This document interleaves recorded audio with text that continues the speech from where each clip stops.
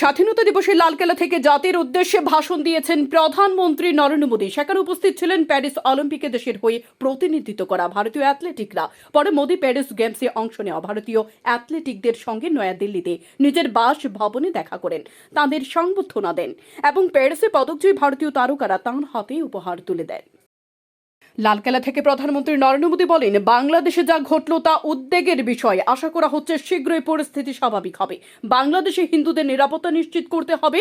ভারত চায় প্রতিবেশী দেশগুলি শান্তির পথে থাকুক। ৭৮তম স্বাধীনতা দিবসে আত্মনির্ভরতার আরও এক কদম এগিয়ে গেল ভারত। রাষ্ট্রায়ত্ত সংস্থা ন্যাশনাল অ্যারোস্পেস ল্যাবরেটরিজ সামনে আনলো দেশীয় প্রযুক্তিতে তৈরি এক শক্তিশালী ড্রোন।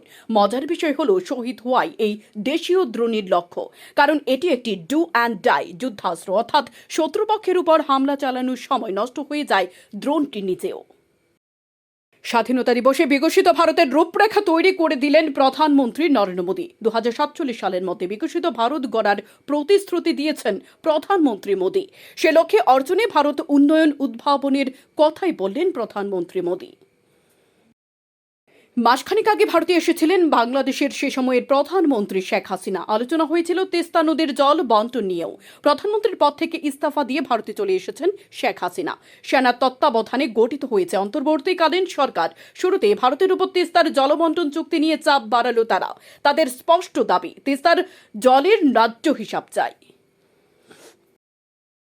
তাইওয়ানের এই কোম্পানি পৃথিবীর বৃহত্তম ইলেকট্রিক যন্ত্র নির্মাতা। ফক্সকন বিশ্বের একাধিক বিখ্যাত ব্র্যান্ড যেমন অ্যাপল ইনকর্পোরেট, আইপড এবং আইফোনের ইলেকট্রিক্যাল সামগ্রী তৈরি করে। বুধবার ফক্সকনের চেয়ারম্যান প্রধানমন্ত্রীর সঙ্গে বৈঠক করেন। নদিয়ার শিবনিবাস গ্রামের নাম শুনলে মনে হয় এখানে শিবের নিবাস।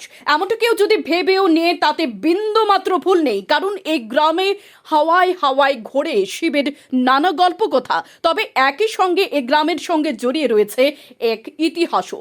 শিবনিবাস সেই গ্রাম যা ভারতের মধ্যে হলেও স্বাধীনতা দিবস পালন করে 18ই আগস্ট। শেষ জীবন পর্যন্ত দেশভাগের যন্ত্রণা বহন করেছিলেন তিনি। বারে বারে তাঁর সিনেমায় গল্পে উঠে এসেছে দেশভাগ নিয়ে আক্ষেপ। পদ্মাপাড়ের বৃত্তান্ত। অনেকদিন হলো ঋত্বিক আর নেই, তবে বাংলাদেশের রাজশাহী জেলার মিয়াপাড়া এলাকায় এতদিন পর্যন্ত টিকেছিল তাঁর পৈতৃক বাড়িটি। এবার চূড়ান্ত নৈরাজ্যের মধ্যে ভেঙে গড়িয়ে দেওয়া হলো ঋত্বিক কুমার ঘটকের পৈতৃক ভিটেটাও। ধ্বংসস্তূপ ছাড়া আর সে বাড়ির কিছু পড়েনি। আরজিকরের বুধবার রাতে তাণ্ডবের ঘটনায় মুখ খুললেন মুখ্যমন্ত্রী মমতা বন্দ্যোপাধ্যায়। পুলিশ যথাযথ পদক্ষেপ নেবে বললেন তিনি। আরজিকরের ছাত্রী খুনের ফাঁসির সাজা হোক মন্তব্য করলেন মমতা বন্দ্যোপাধ্যায়। একই সঙ্গে পুলিশকে নিগ্রহ করা নিয়েও সরব হলেন রাজ্যের প্রশাসনিক প্রধান। কয়েকদিন আগে প্যারিস অলিম্পিক শেষ হয়েছে। গ্রেটেস্ট শো অন দ্য আর্থের এই সংস্করণ থেকে ভারতকে 6টি পদক দিয়েছে দেশের অ্যাথলেটিকরা।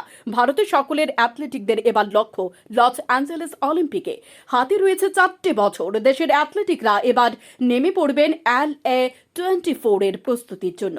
এবার ভারতের অ্যাথলেটিকদের জন্য সাহায্যের হাত বাড়িয়ে দিয়েছে BCCI।